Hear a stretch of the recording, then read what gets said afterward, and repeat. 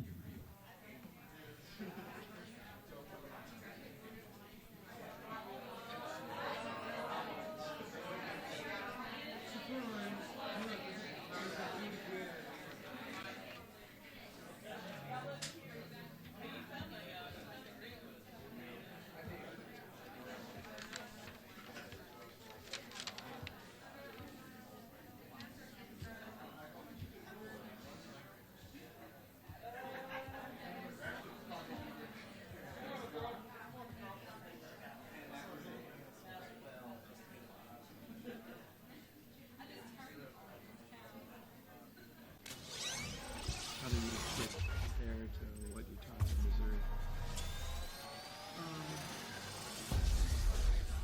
I'll be honest with you. Social Media Week at the University of Tennessee is brought to you by Coca-Cola, creating 127 years of happiness. Calhoun's, the best ribs in America. WATE, 6 on your side. And the College of Communication and Information at the University of Tennessee. What's your big idea? After they get their feet wet, have to go out and actually speak to people. Right. Are most of these kids from the eastern part of the state? Or? Most of them are from Tennessee. I apologize, but I'm getting a PowerPoint warning that access to external pictures has been disabled, and I can't get it to enable it. I'm not really sure why. There's only one picture in it, so say forget it.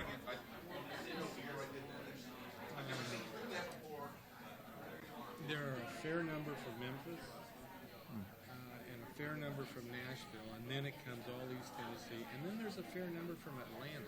'Cause that's only about 3 hours away as well. But predominantly it's from Tennessee. We don't have too many, and that may be the difference too. In Missouri, there were more out-of-state students than there were in-state. And here it's primarily in-state. Is it the same way in Kentucky, or is it do you have a lot of out-of-state students? Yeah, more than I expected with, the out-of-state tuition rates. We get kids from Cincinnati, and I've had a couple journalism students from Illinois. Oh, wow. Which surprised me. Yeah. So.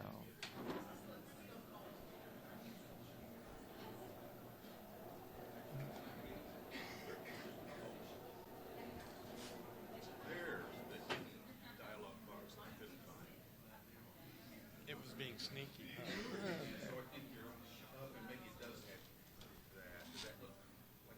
Yeah, that's it. Yeah. Are we good to go for streaming?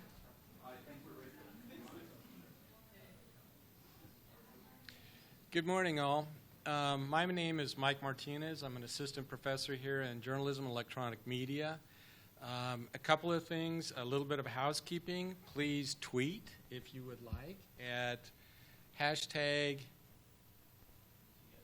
UTSMW. I was looking for the sign. I am here to introduce Dr. Mike Farrell. He's a professor at the University of Kentucky, and specifically he's the director of the Scripps Howard First Amendment Center at the University of Kentucky and an associate professor in the School of Journalism and Telecommunications. He was a reporter, city editor, and managing editor during a 20-year career at the Kentucky Post. He regularly teaches news reporting, media law, journalism ethics, and journalism history.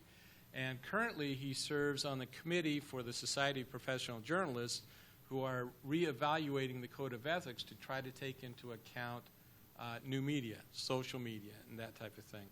And that's what he's going to talk about today. The title of the presentation is New Ethics for New Media, ? And kind of the question is, do we need to change the code for new media, or do old principles still apply? And with that, I'm going to turn it over to Dr. Farrell. I want to make it clear that I'm wearing nothing blue today. And maybe that's why I had so much problem parking. My car is blue. Maybe that's it. In any event, I'm not quite sure why I'm here. As you can tell, I'm a dinosaur. My first news story was written on a manual typewriter. You probably never even have met one. And we had copy paper, 3 sheets of cheap paper with 2 pieces of carbon paper in between it. And we had red pencils. We had a glue pot. An editor would cut your story literally with scissors and paste it in a different order if he wanted to reorganize it. And I say he because there were virtually no women editors at the time. And I'm sure that each and every one of you have used social media about 100 times more than I have. So I'm not going to attempt to lecture you about the goods or evils of social media, but I do want to talk about the ethical issues that are coming along, and specifically now whether the ethics of social media journalism are different than the ethics of traditional journalism involving newspapers and broadcast stations and even news on the internet. And it is about news that we're going to talk about. We're not going to talk about any of the other social media usages, and we're not going to talk about the legal issues involving social media because that's a whole different area. And as I tell my ethics students, sometimes what is legal to do for a journalist is not ethical to do for a journalist. So I'm going to talk for just a few minutes, and then most of the rest of the time you're going to talk, okay? So let's see if I can do this. All right, the latest picture, the Pew Research Journalism Project issued its annual State of the Media last week, and it had some new ideas. The most refreshing one is that maybe there is more hope in traditional journalism, for traditional journalism, than anybody has noticed in the past few years, although it still is not something to go sink your fortune into. At 468 digital news organizations, Pew found that 5,000 full-time news jobs had been created, most of them in the past decade. So are there jobs in journalism? Yes. Are there jobs in what we call legacy or traditional journalism outlets? Not so much. But digital journalism continues to grow and add jobs there. So 6.4% decline in 2012 at traditional journalism outlets. Most of them jobs lost by Gannett. And I could talk for a long time about Gannett, but I won't. I used to work at Gannett. The number of jobs at newspapers has declined from 54,000 in 2002 to 38,000 in 2012. Now, that doesn't mean that you can't get a job in traditional journalism. In Kentucky, at least, I can tell you that our county, our weekly newspapers are still relatively healthy and important parts of their community. The flagship newspaper of the state, if you will, the Louisville Courier-Journal, more of my students have been hired there in the past 5 years than in all 10 years before that. So the problem is my students aren't staying long before they go do something else. The reduction in full-time magazine jobs is just about as bad as it is in newspapers. The trends continued into 2013 and this year, the first part of this year, and Pew reports that many of these former legacy employees are being hired at digital newsrooms. So people are losing their jobs at newspapers, but many of them go on to work for digital outlets.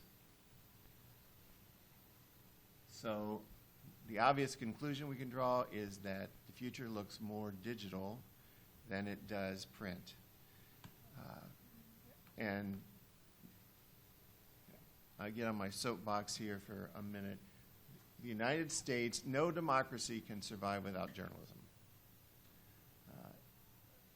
You cannot have government of the people, by the people, and for the people if you don't have a free press, free of government control, where the newspaper, the television, the digital outlet can actually serve the purpose of being a watchdog on government. Even while we have watchdogs around, we see abuse of power and corruption. The newspaper every week seems to have a report of a new scandal or a new investigation or a new indictment. So Pew found took a look at the use of digital newspapers. Hiring has been explosive. BuzzFeed has grown from 6 editorial employees in 2012 to 170 now. That's a phenomenal growth. Bleacher Report had no paid writers 3 years ago, and now it has 50. Many of the digital news organizations are small, nonprofit, and young. The average average number of employees is 3 at these small startups. And many of them are filling reporting gaps in local news and investigative journalism that are created when newspapers downsize and downsize and downsize. It is impossible to imagine that a newspaper can do what it did 15 years ago when it had maybe twice as many reporters. And they're actually now starting to look at international coverage. The Huffington Post has 11 foreign bureaus, and they hope by the end of the year to have 15. They're not only hiring legacy employees, but they're also hiring people like you who come out of journalism school with multimedia skills and can do multimedia storytelling. So nobody knows what the future holds. Anybody who tells you anybody who gets up and says this is what the future of journalism is going to look like, you should immediately go to sleep, because he or she is shooting the breeze, as we call it. Huffington Post, which is one of the most successful of all of these digital startups, is still just barely making a profit.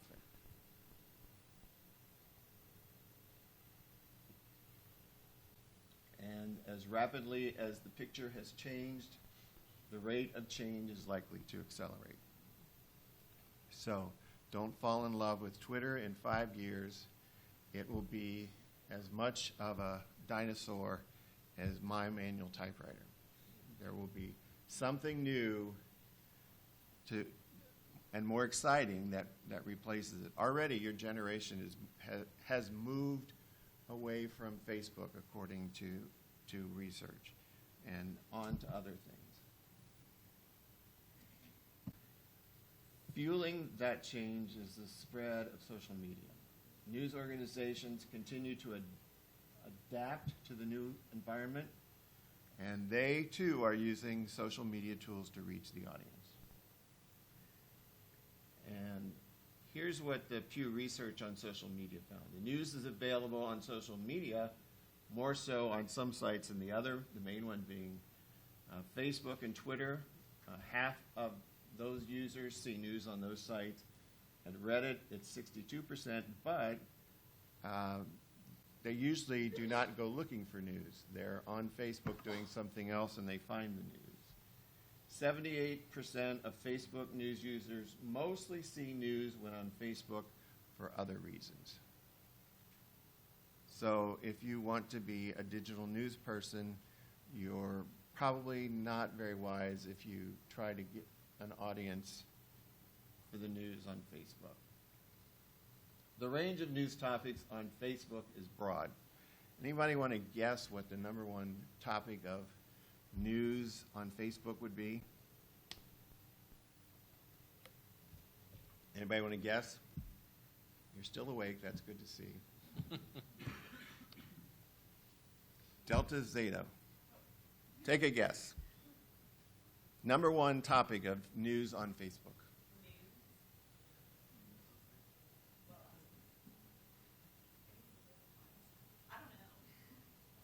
Are you going to? Entertainment. You're so smart. Yep. Entertainment tops the list. This is followed by people and events in my community, sports, national government, politics, crime, health and medicine, and local government and politics. Sometimes even international news shows up on Facebook. Interacting with the news plays a key role in the social media news network. People comment on it, people tweet on it, and they also tweet links to stories. And people come together on Twitter around events they feel strongly about. But the views expressed on Twitter often differ from public opinion. And the number one example of that is going back to the shooting at the elementary school in Connecticut before Christmas 2012. And the people who came together over Twitter were strongly in favor of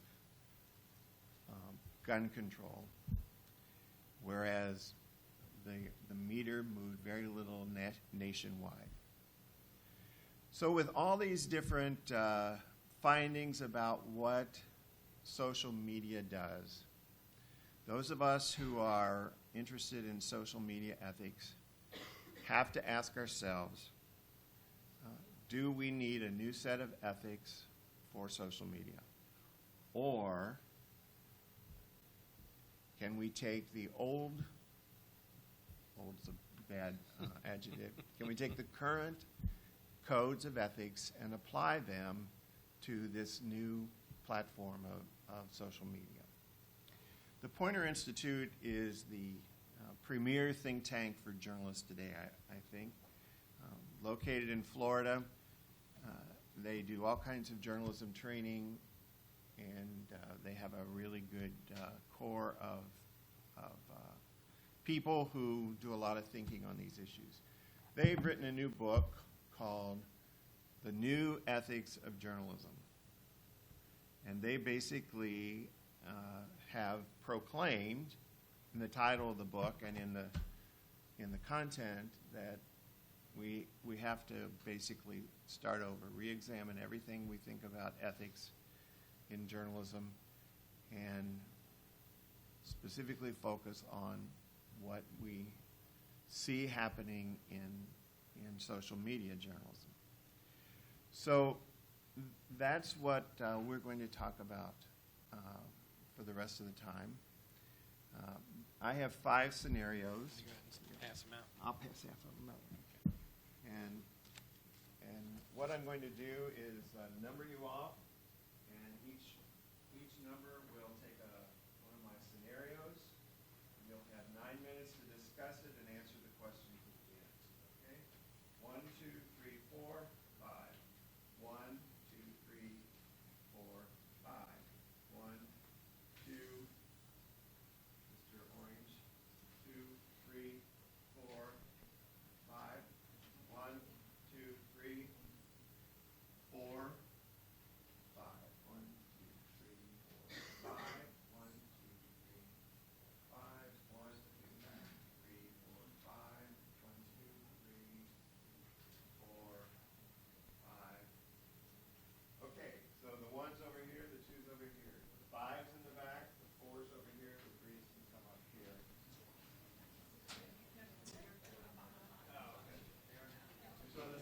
got some extra?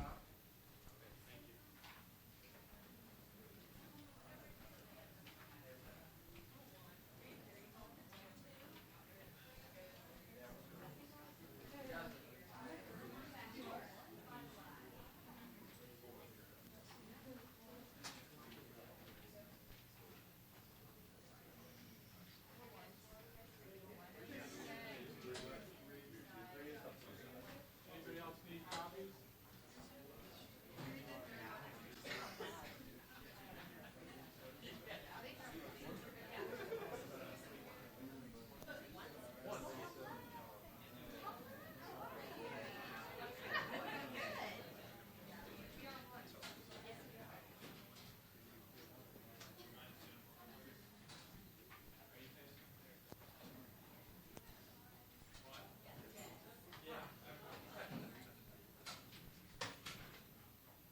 Are you done with it? Done with it? Yes, I'm done.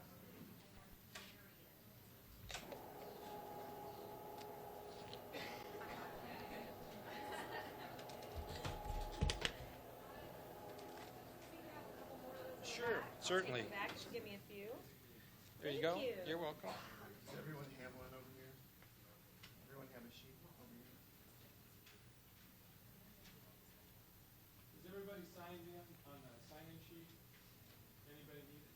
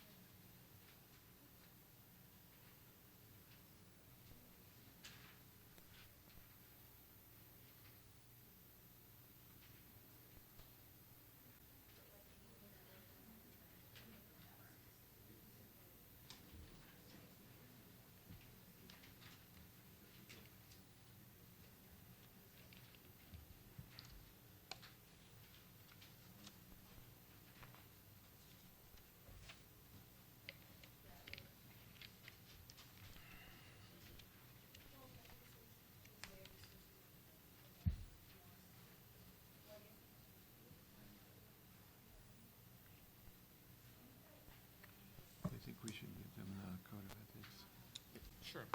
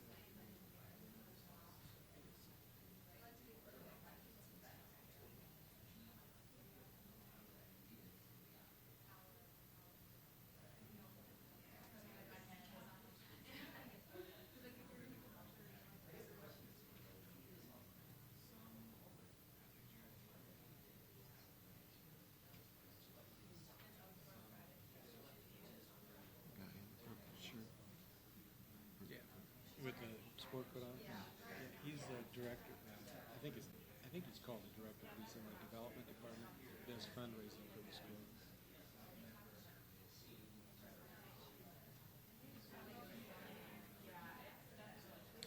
He and his office, for example, helped with getting sponsorship by Coca-Cola and Calhoun's. It's a barbecue joint here, and WATE TV and that type of thing, in order to help fund this thing. On social media week. Yeah.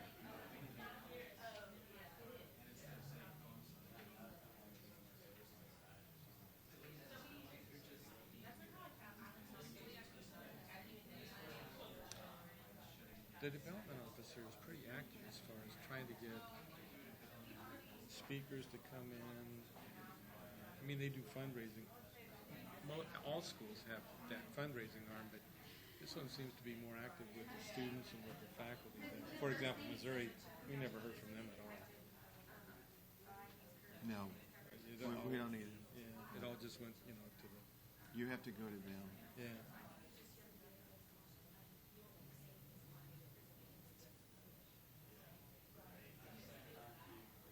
You have 3 minutes left.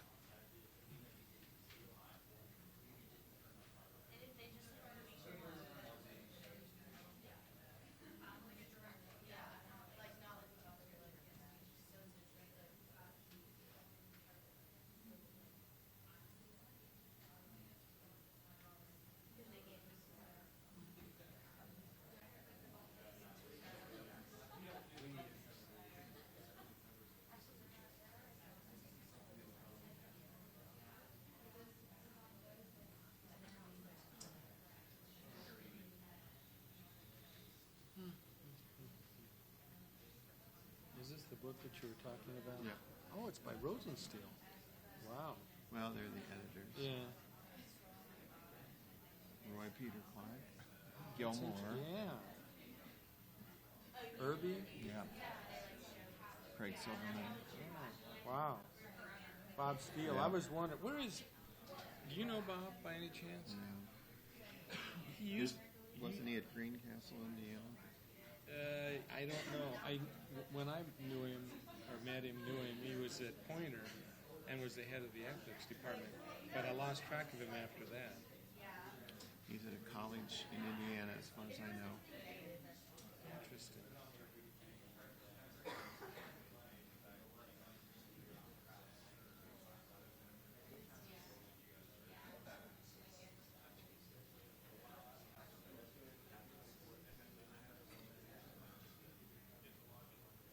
Okay. Distinguished Professor of Journal of Ethics at DePauw DePauw.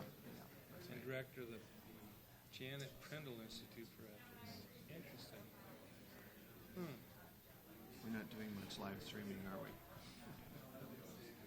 I'm sorry? We're not doing much live streaming.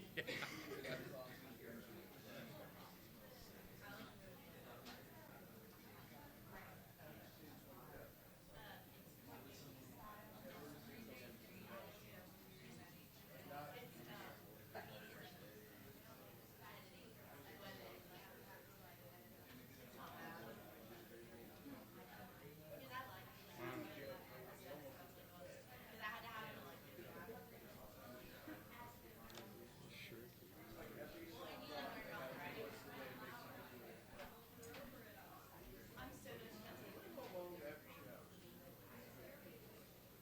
So they're saying, in general, there is a different ethical standard?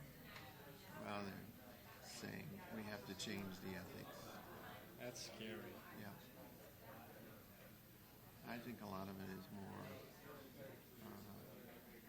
emphasize a different emphasis. I'm not sure that so much it's a real change, except a different emphasis is there. And I think they had to name the book something so it would sell. Marketing. Exactly.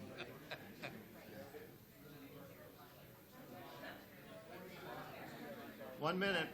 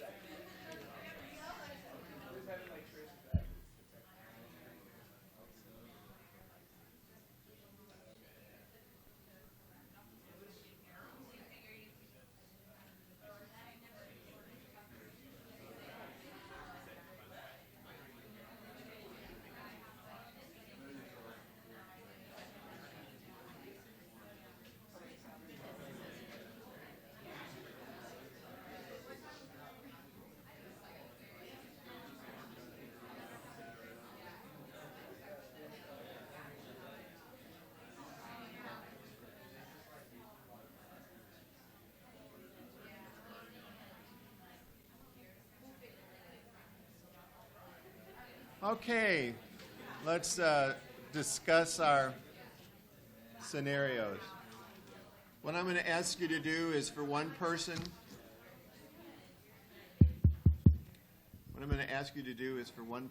to explain the scenario. You don't have to read the whole thing, but if you'll just explain it briefly and then tell us what the questions were and answer them. So, group one.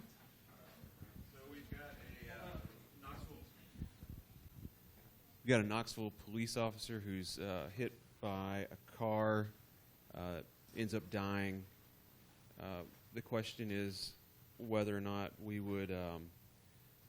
We've got access to their Facebook page, and the question is whether or not we would use pictures from that Facebook page to sort of get past the family's wish for privacy, whether or not that would be ethical to use those pictures. And we decided that it would not, because on page 4, you've got a whole list of reasons why that would be inappropriate. You need to recognize the harm of including any photos from social media, especially when there's uncertainty regarding the authenticity of the images. Just because somebody's got a bunch of pictures on their profile page doesn't mean that's necessarily them or their family. You wouldn't want to use their family pictures anyway, because what's the utility of that? And you're invading their privacy. We decided that even using a profile picture that only featured the victim, that would even be inappropriate, because how do you know for sure that is the person that it's supposed to be? You'd have to go through the police department to verify that anyway, so you might as well use a file photo from the police department. As far as changing anything, the updated list just covers all of that. It's almost black and white to us. All right. Were you all unanimous? Pretty much. I made the point simply that, you made a very good counter to this. When you're posting a photo from Facebook, say you have someone in your newsroom who can positively identify the guy. You use stuff from Facebook. Everybody else is likely going to be doing it before you are if you're sitting around trying to make that decision in your newsroom. And so then it raises a question of, does that make it right nonetheless? It's already out there, so are you going to just contribute to, the quote-unquote problem, or are you going to actually take a stand and not publish it? And what does that mean for your readership, essentially? I don't have an answer to that. That was just one of those more ambiguous points, I think. This is has a basis in fact. It was a Lexington police officer who was hit and killed by a drunken driver. The mother was left with a 4-year-old son, and they did go into her Facebook page and take some of her pictures. And because she wouldn't talk, they went and took pictures of her house. And her husband had been in an undercover unit for a while and had arrested a lot of drug dealers and pedophiles. And so she was terrified for the safety of her son. She had to build a fence for her backyard tall enough so that her son could actually go outside and play, and she didn't have to worry about him. They indeed did end up with a stalker.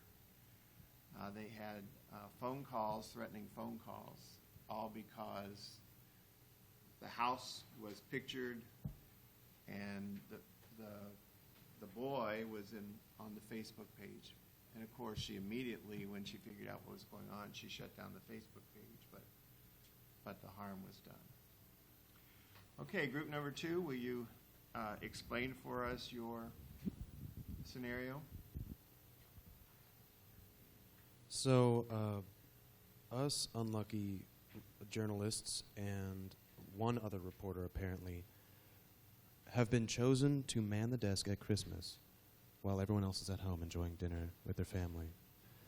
And while we're manning the desk, a interesting piece of information pops up on our radar that this is from a blogger. It says that one of Tennessee's federal judges is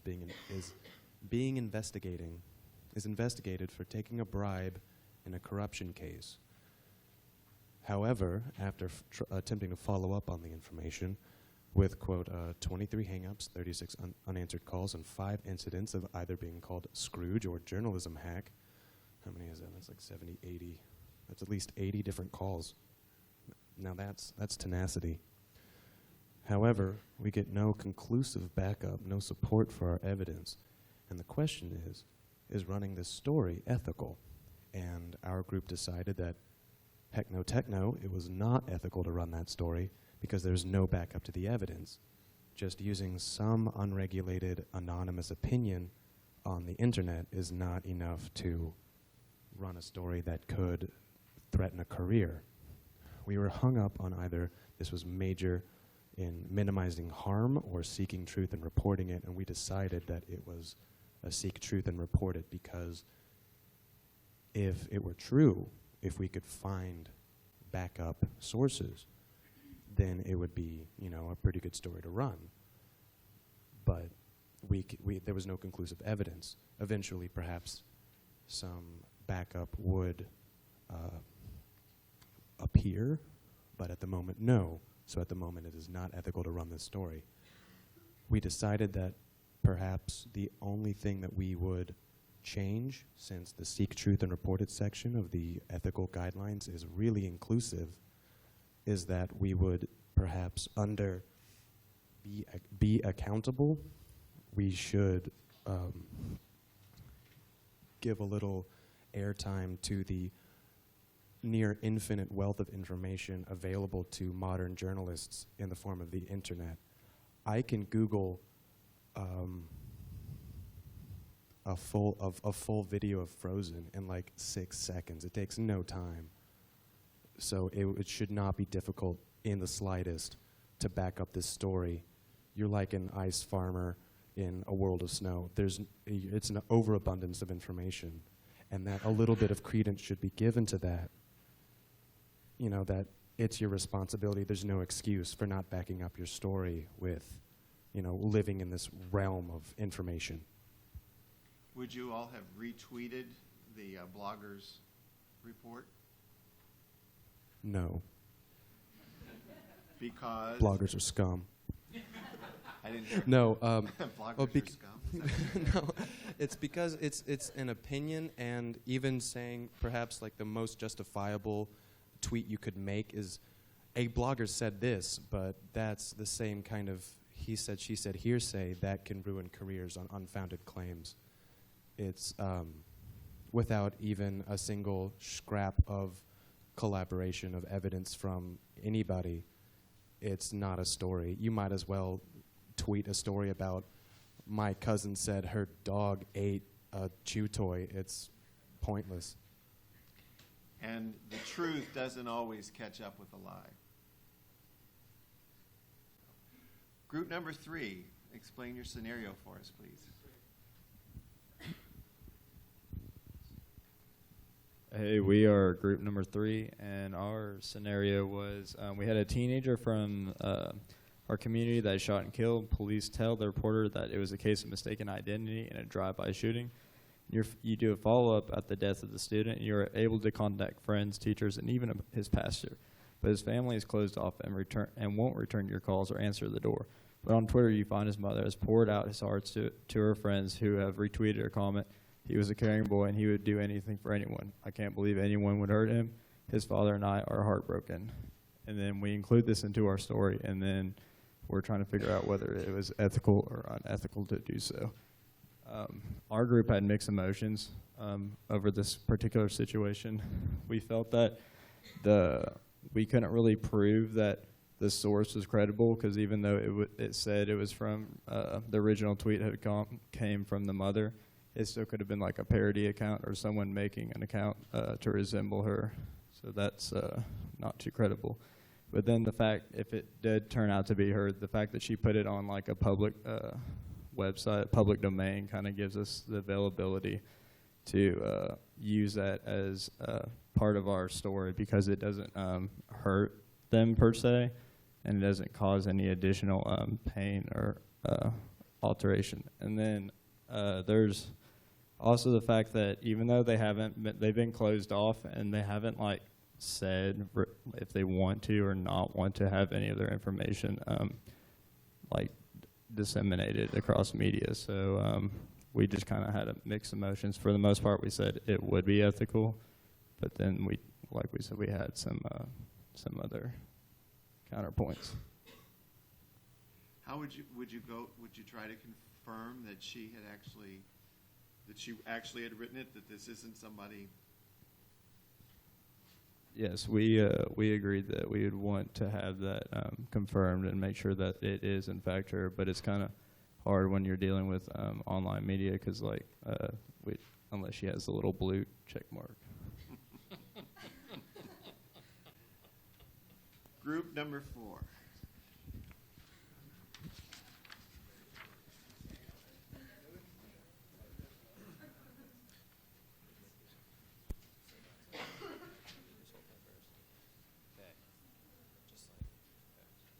All right, so a group of professors at UT have come together to fight for higher salaries as part A little of louder, please. As part of their campaign. They put together a database of current faculty salaries and compared them to salaries at the University of Georgia. One of the anomalies of the report you can discover is that journalism professor Mark Martinez is making $40,000 more a year than his fellow UT journalism colleagues. I think you mispronounced the last name. It's not Martinez. Oh, sorry. Been watching baseball. Mintonet. Yeah. I'm not going to pronounce that. This information becomes part of the student newspaper story for the professors for raises at Tennessee. For the professors for raises at Tennessee, Pratt, and is included in the 5th paragraph. The story says that only the information came from the university's salary database. We decided that this was not ethical because it was considered to be an anomaly. Therefore, we don't know where the source came from, and we don't want to use something that could be unfactual. And he has not been contacted directly yet, so we don't know exactly what the real situation is. All right. Just because it's in a database doesn't mean that it's sacrilege or anything. You have to track it back and make sure that the database is accurate, because database is only as good as what you put into it, right? All right. So what about the next question? What principle did you use to make your decision? 1 second.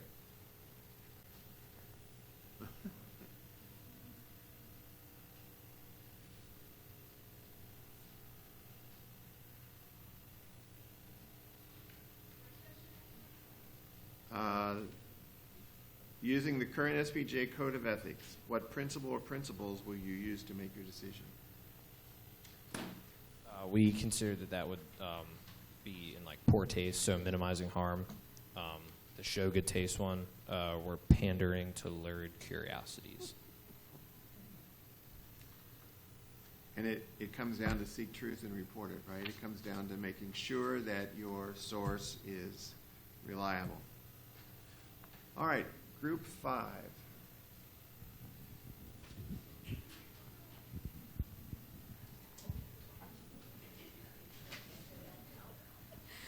Okay, we were given this scenario of the real life events of the Brown University student that was, it was Brown, right? Yeah, of the Brown University student that was sort of accused of being one of the Boston Marathon bombers. His picture was posted next to one of the grainy photos of the younger suspect. And it very quickly went viral, was reposted by several bloggers, many social media, BuzzFeed, Perez Hilton also retweeted it, and then our news organization has also put this on their broadcast and has retweeted it and posted a story about it. And so we're kind of critiquing what we've already done. And as a group, it was unanimously decided that this was a very unethical decision. We decided that there was absolutely no evidence that this person that the Brown University student was the bomber, and as such, just because everyone else had gone and posted it did not give us the right to, because we did not look into our sources. And the codes that we used would be the very first one on the Code of Ethics, which is test the accuracy of information from all sources and exercise care to avoid inadvertent error. Deliberate distortion is never permissible. And if we had done any actual evidence and research, we would have found that there's no evidentiary support, and we would not have run the story. This also goes into the minimize harm, where it says be judicious about naming criminal suspects before the formal filing of charges. So if this person was not officially charged, even though if the police had not come out and said we were charging this person, we had no right to run the story as well. And we also said that based on the fact that we could look at the very first thing on this Code of Ethics and make our decision, we don't believe that there's anything in the Code of Ethics that needs to be changed because it is still pertinent today. All right.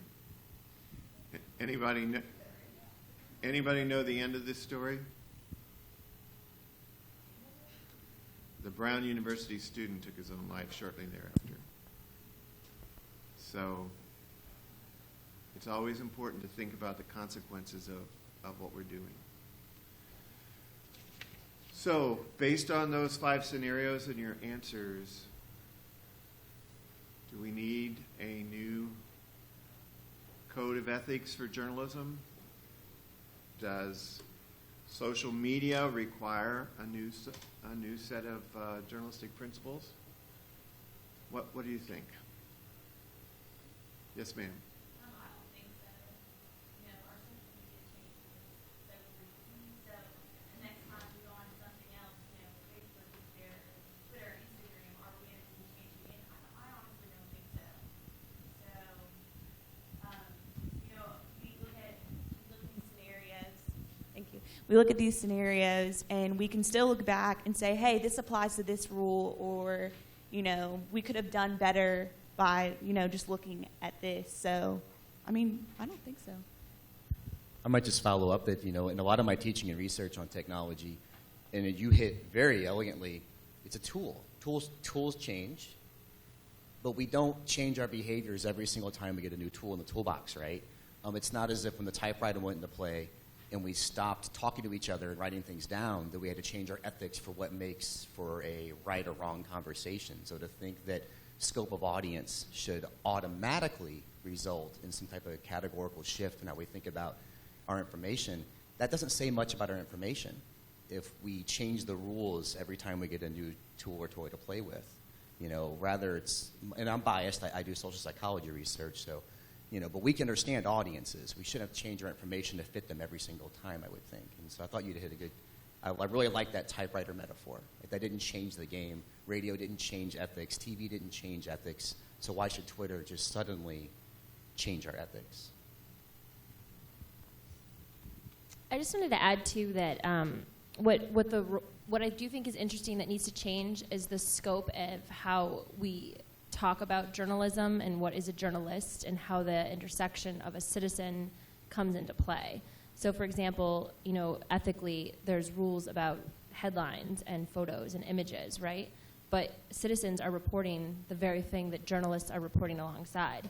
And I'm a citizen, and I can sensationalize what I'm seeing. If there is a mob that's happening outside of the stadium, I'm taking a photo, and I'm contributing to that news reporting. But I'm not held by the same ethics. And so it's hard for a journalist to be part of that world of the images and news that are coming out, because I, as a citizen, I'm not held to the same ethics, but I'm competing with that noise, that quote-unquote noise. So I think that ethics haven't changed, but I think the scope of how we are putting the ethics into the everyday and how it impacts every day, and it's the intersection of citizen and journalist that I do think we need to look at different ethically. Very good point. Who else? Anybody want to argue in favor of a new code of ethics? We won't boo you or anything. The only change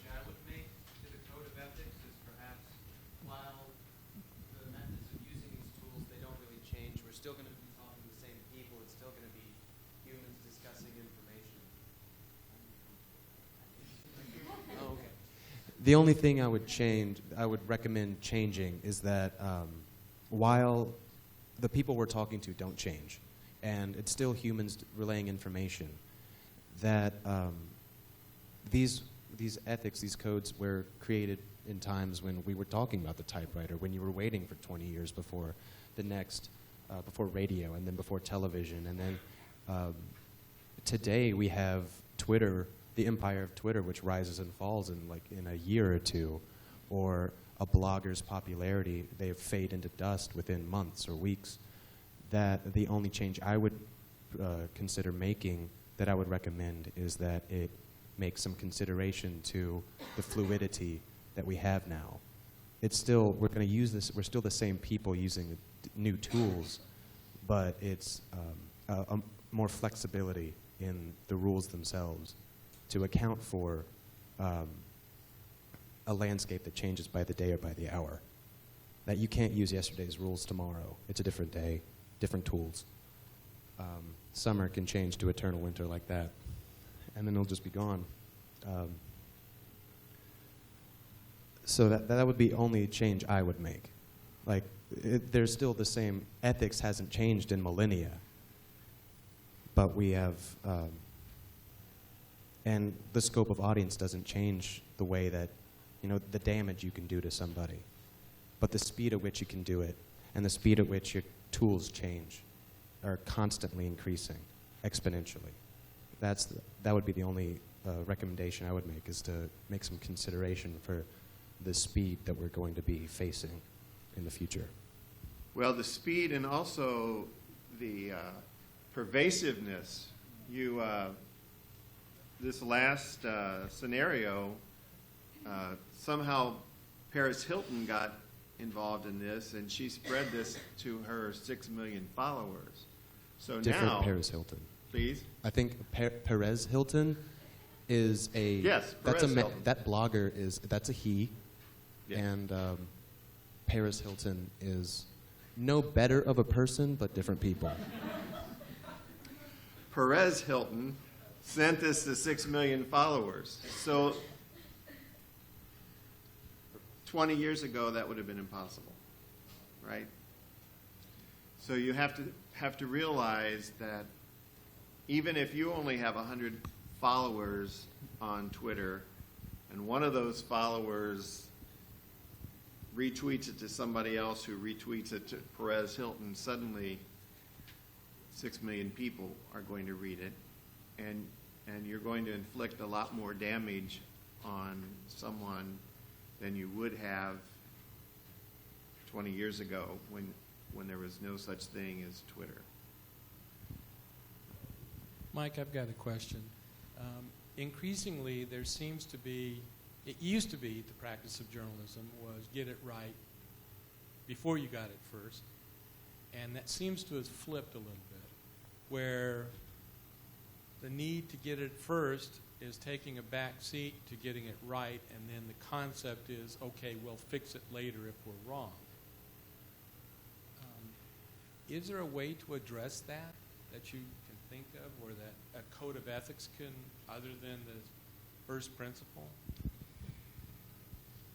You just have to get all the news directors in a room and put a gun to their heads and say, you're not going to run anything now until you know it's right.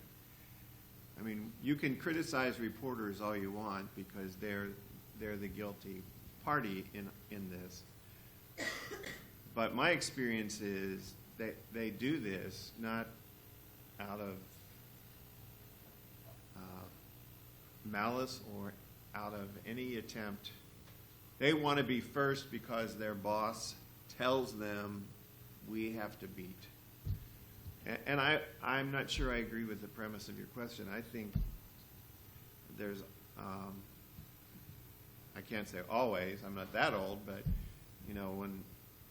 when I was in the newsroom, we had competition, and if they got a story before we did, You know, somebody was going to spend his or her lunch hour in the editor's office, being part of the editor's lunch.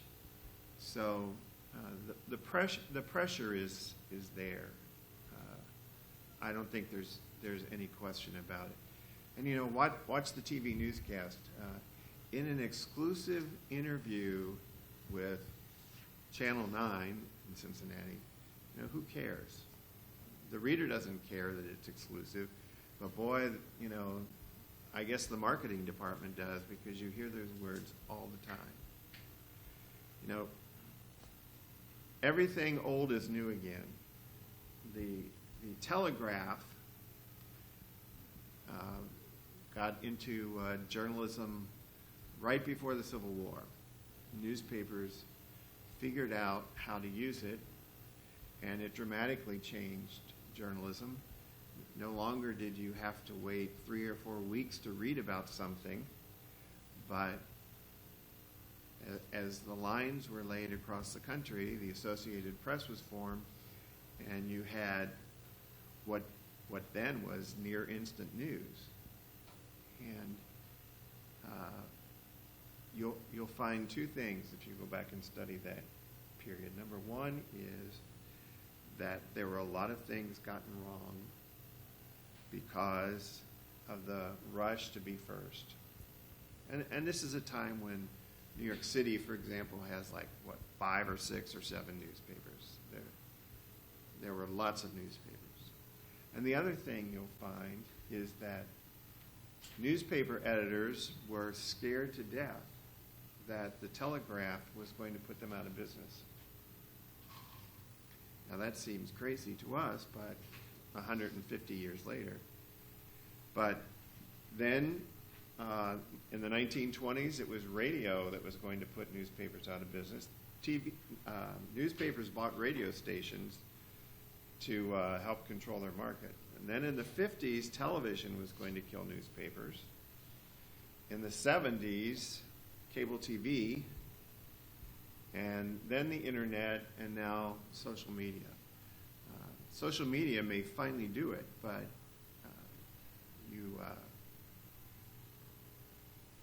there are always people around who are alarmist, and it's better not to listen to them and do your own independent thinking. Well, the last thing I was going to do, I think we have 9 minutes left if the clock back there is right, so we can't possibly do it. But I was going to ask you to, as a group, rewrite the Code of Ethics. The Society of Professional Journalists the Society is looking at rewriting its Code of Ethics, and as you see, beginning on whatever, I guess it's the 3rd page here, under code words, you see the first draft. And let me just give you a few insights into the way I approached my role and what the people I worked with on the first section actually talked about in terms of doing this. Going back to Pointer's book, The New Ethics of Journalism, one of the first discussions that the SPJ group had was, are our 4 foundational principles, seek truth and report it, minimize harm, be accountable, be independent, are they still what we need for this age? And as you can tell, if you go through here, you will see that that's exactly what we decided, that the foundational principles should stay the same. Now, they've been tweaked a little bit. What has happened is there have been 2 steps. We were divided into 4 groups. A group had, well, for example, my group had seek truth and report it for like a month. And then it went to an editing group for a week. And so they took the and report it off, and now it's just seek truth. They made some other changes that I don't like, but I don't get to go back and impose my will, unfortunately. And my group did the same. We had to edit Be Independent for a week, and we made changes there too. So our change on Be Independent, it was Be Independent and Be Transparent, and we left off Be Transparent because we believe transparency is throughout the entire Code of Ethics. It's in every single section, and I'm sure that will be one of the battle points when the code now goes to the regional meetings where it will be discussed. All their ideas will come back to us. We'll put together a final draft, and the Civil War will be held in Nashville in September at our annual conference. So we decided in our group that instead of talking about social media, we should just talk about journalism. Everything should be platform neutral. If you look at your little card here,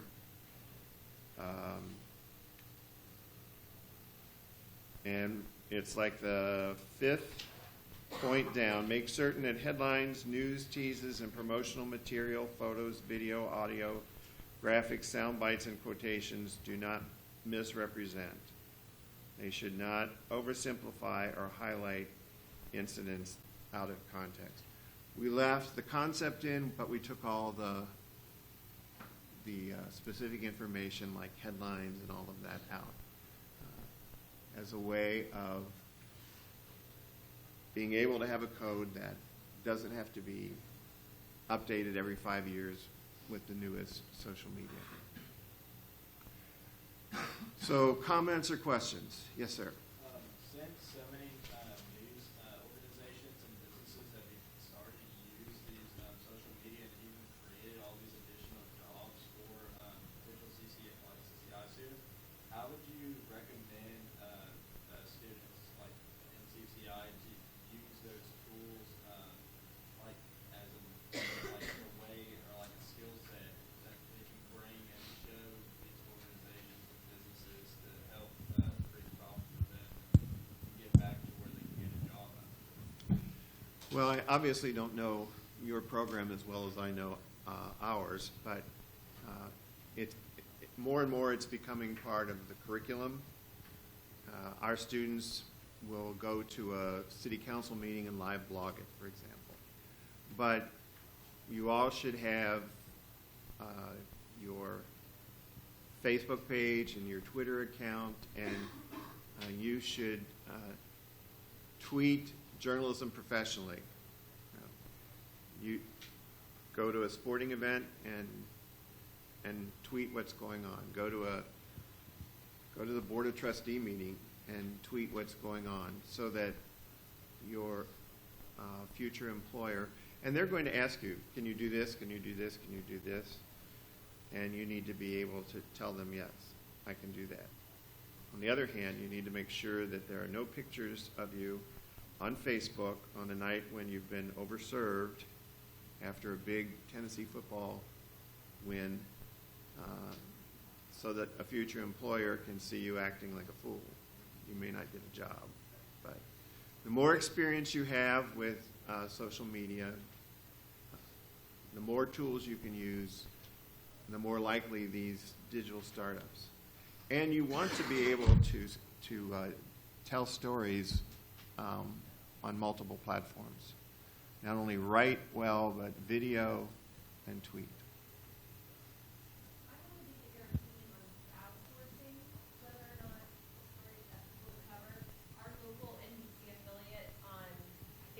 In March, posted on their Facebook page, we're discussing how to handle a difficult story and would greatly appreciate input from our viewers.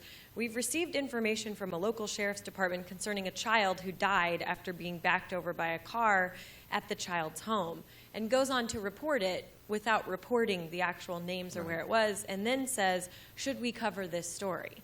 And it struck me for a few reasons. One, they're crowdsourcing whether or not they should cover something, the ethics of it. That was interesting. The second being they gave enough information that they essentially reported it anyway. And then the third being the comments from people were up in arms. Like, you did just report this, and it's disgusting, and stop. So would just love to get your thoughts on the idea of crowdsourcing, whether or not a story is ethical to cover. I think as a professional journalist, you ought to be able to make your own decision on whether something is ethical or not. And we have smaller and smaller newsrooms, and we have people who work for news outlets who never go to the newsroom. But these decisions used to be hammered out in meetings where there are multiple minds and people of different experiences. I tell my ethics students that ethics is not always choosing the good over the bad, but sometimes it's choosing the better over the good. And, you know, the only absolute, I think, remaining in the code of ethics is never plagiarize. Almost any ethical situation comes down to the principle of seeking truth versus minimizing harm. But I think journalists have a better idea of what is journalistically ethical than the crowd does. And to me, it looks like it's pandering to me. So, I mean, why ask somebody to tell you whether it's ethical after you've told the story? Oh, okay. Any other questions? Comments? Okay, I want to take just a moment. This panel was sponsored by the East Tennessee SPJ, so when you get out of journalism school, please join. In the meantime, there's a student chapter here, so if you want to get active in the student chapter of SPJ, get in touch with Dr. Amber Rosner. And in the fall, if you wait till the fall, Dr. Mark Harmon, who will be his coordinator for the student chapter. There are programs typically once a month, both for the student chapter and the professional chapter, dealing with issues pertinent to journalists. So it's a valuable resource whenever you get into the world of journalism. I want to thank Dr. Farrell to come and speak with us. And do we have goodies to pass out stuff? Okay. Also, if anybody, there's a handful of these up here. I don't know if anybody likes these wristbands or not, but there's a handful of them up here that you can come and grab.